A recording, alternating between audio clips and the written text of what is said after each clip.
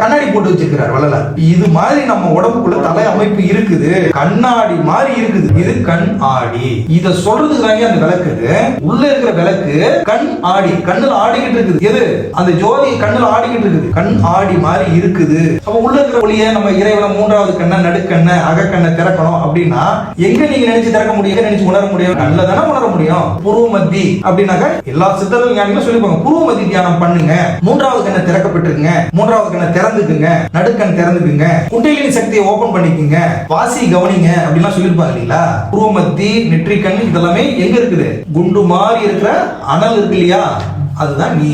குண்டு மாதிரி இருக்கு இல்லைங்களா? வாசினா சிவா தான் வாசி, அந்த ஒளி தான் வாசி. வாசினா சிவா, ஒளி தான்.